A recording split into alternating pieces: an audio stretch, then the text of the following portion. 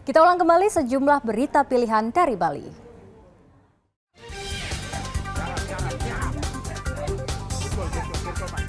Warga negara Meksiko, pelaku penembakan warga Turki, ditangkap di Nganjuk, Jawa Timur.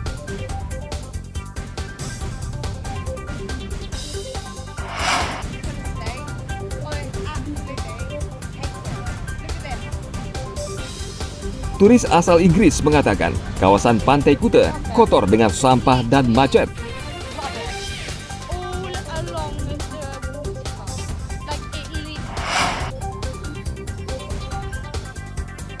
31 SMK negeri dan swasta di Bali bagian timur mengikuti SMK Festival 2024 yang berlangsung di Bangli.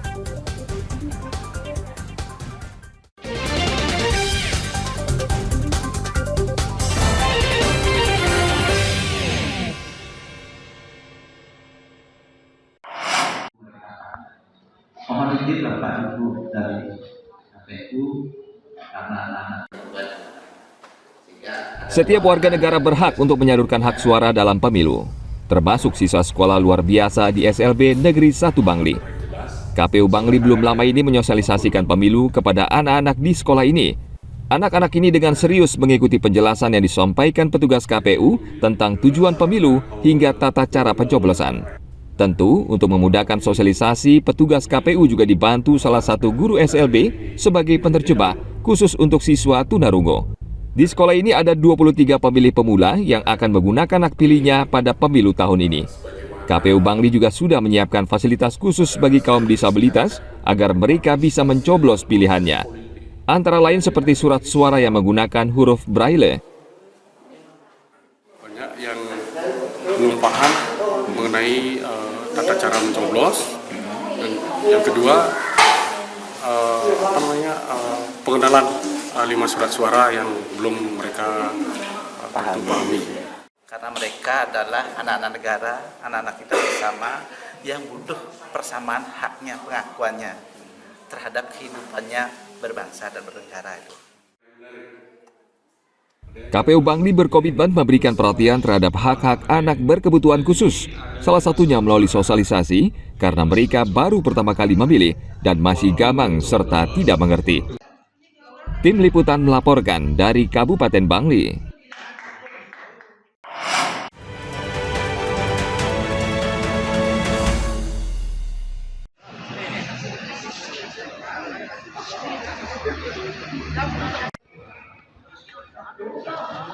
Untuk mematangkan persiapan pelaksanaan pemilu 2024, Komisi Pemilihan Umum Bangli kembali menggelar simulasi pemungutan dan penghitungan suara. Simulasi kedua dilaksanakan di TPS 10 di Banjar Mampeh, Desa Kayubihi, Kecamatan Bangli. Walaupun simulasi, pelaksanaannya berlangsung semirip mungkin dan melibatkan KPPS yang telah dilantik hingga melibatkan saksi dari masing-masing partai. Dari hasil simulasi, rentang waktu yang dibutuhkan pemilih untuk menyalurkan haknya paling cepat selama 2 menit, sedangkan paling lama sekitar 7 menit lebih. Kita lebih mengetahui seberapa dalam proses ini, berapa lama rentang waktu yang kita dihabiskan ketika pelaksanaan pemilu ini kita.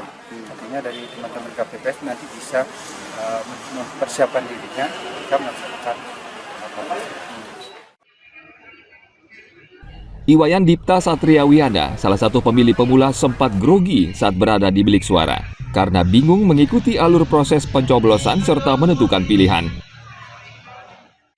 untuk perasaan grogi dan takut itu nggak ada, ya, santai aja. Cuman agak bingung aja. Ya, agak bingung aja. Kemana alurnya ya? Ya. Dengan simulasi kedua ini diharapkan pemilih tidak lagi bingung dan grogi saat di bilik suara. Begitu juga petugas KPU Bangli dan aparat keamanan akan semakin terbiasa dan bisa mengantisipasi jika terjadi sesuatu yang tidak diinginkan.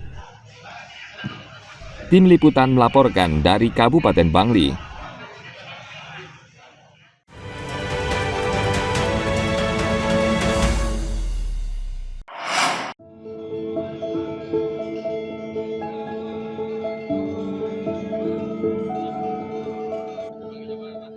...31 SMK negeri dan swasta Bali bagian timur mengikuti SMK Festival 2024 yang berlangsung di SMK 4 Bangli.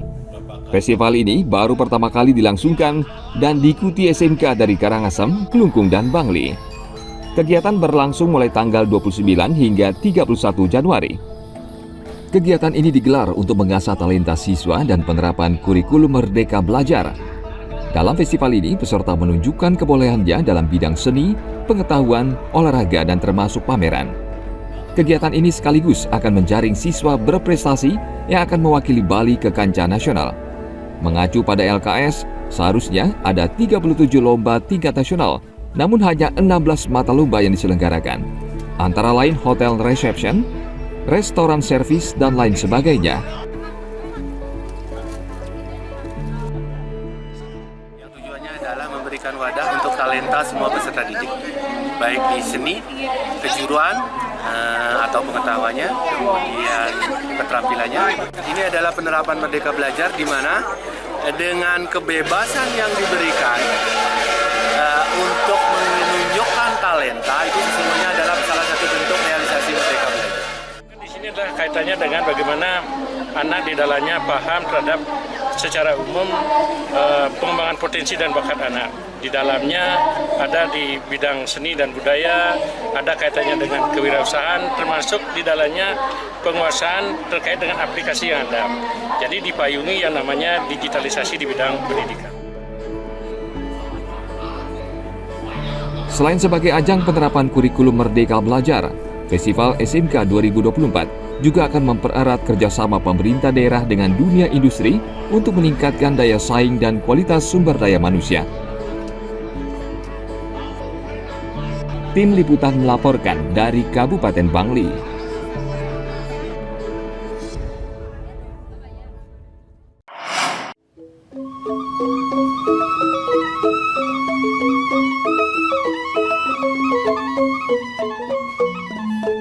Berbagai tempat kuliner kini bisa dijumpai di kota Denpasar. Salah satunya, kuliner Tipat Tahu Gerenceng di Denpasar Utara yang sudah berdiri sejak tahun 1960. Menurut pengelolanya, Yulianto, usaha ini dimulai oleh neneknya. Bisnis keluarga ini kemudian diteruskan generasi berikutnya dan saat ini dikelola oleh cucunya. Tipat tahu ini bisa dinikmati saat pagi hingga malam hari. Namun pembeli terbanyak datang pada saat jam makan siang. Satu porsi tipat tahu terdiri dari ketupat, tahu goreng, sayur toge, bumbu kacang, serta kerupuk sebagai pelengkap. Harga satu porsi tipat tahu Rp11.000 dan Rp14.000 jika dilengkapi telur dadar. Tipat tahu sayur, kalau spesial tipat tahu telur, terus isinya tahu sayur juga ada, tahu sayur telur ada. Bedanya tipat tahu di tempat ini dari tempat lainnya itu apa ya? Kalau di sini kan menu bumbunya kan kacang asli, kacang aja gitu, nggak ada campuran apa. Ya itu aja dikasih. Cuma beda sedikit bumbunya aja yang paling gini.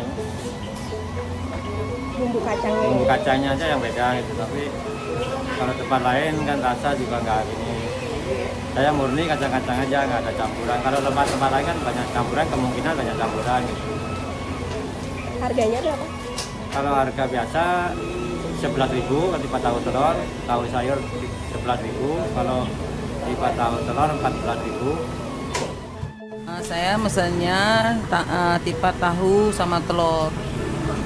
Gimana tuh Bu rasanya? Udah bisa bilang karena enaknya gitu.